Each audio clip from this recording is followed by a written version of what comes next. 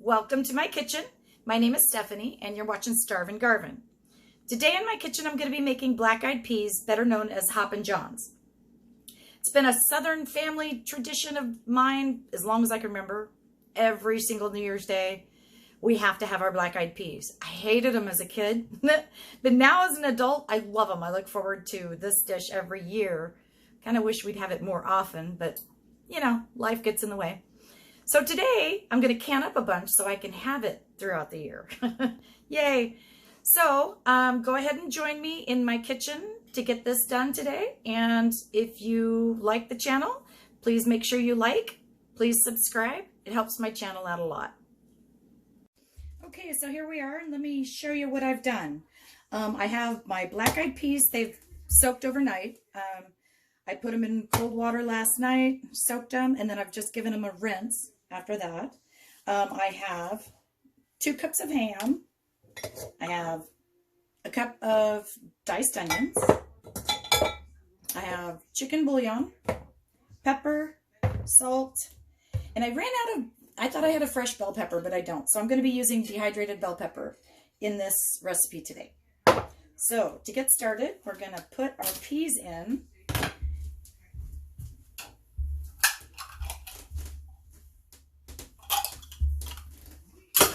Going to use a cup, 1 cup of peas per jar. These are pint jars. This is a super great dish. It's good all year round, but I tell you, I am part of that Southern wives' tale or whatever you want to call it, superstition. I have to have my black-eyed peas every New Year's. It's a must.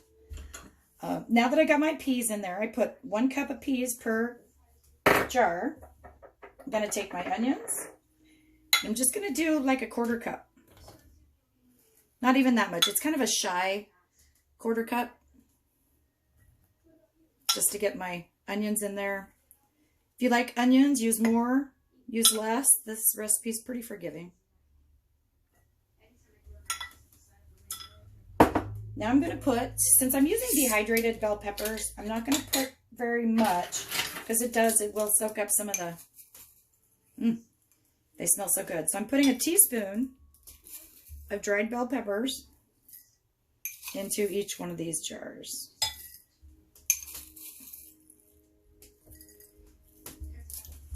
All right. Now we don't need a lot of ham. I'm just going to put 4 or 5 pieces into each jar, because 1 jar is basically, I don't know, 1-2 servings depending on who's eating. My husband and I can share a jar, and sometimes we can eat a whole jar. Just depends. And now one of the ingredients I forgot to tell you about, because it's hiding, are my Rotel. I use just regular Rotel, and I put 2 tablespoons per jar. This gives it a nice little kick. You have your tomatoes in it. It's lovely.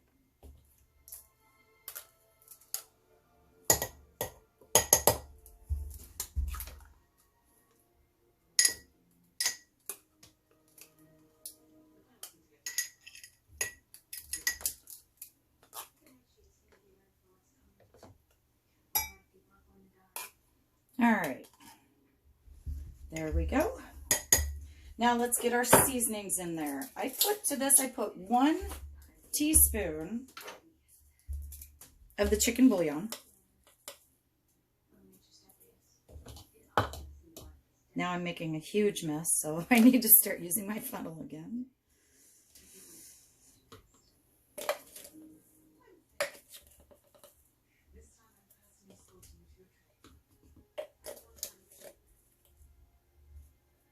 I'm using 2 different size jars here. I only have 3 wide mouth left.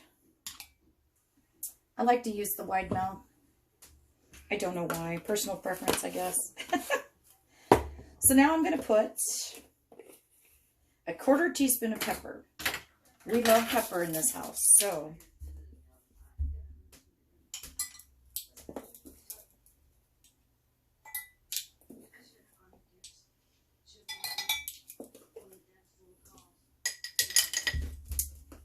and a 1/4 teaspoon of salt.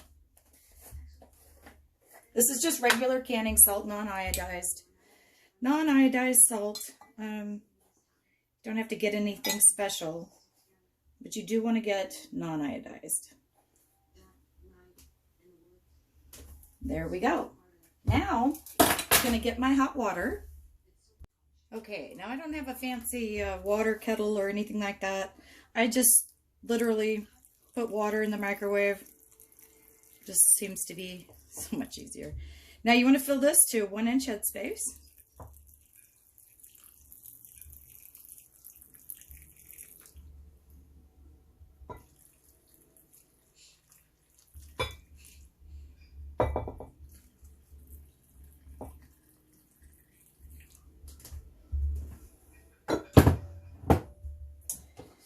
And now we're going to debubble.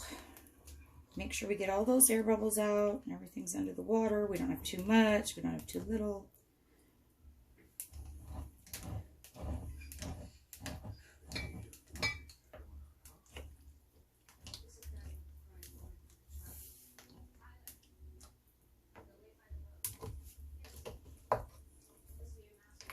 All right. All right, now I have paper towel and vinegar. This is regular old white vinegar, nothing fancy.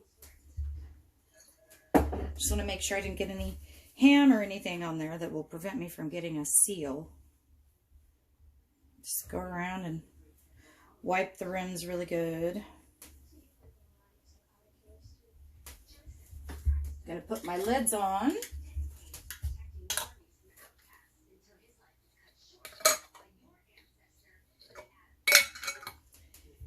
And my rings. And I'm just gonna go finger tight. You don't have to go tight on these. It will buckle your lids. So just get it on there finger tight. It's all right if it's not cranked down. Well, go back to that one.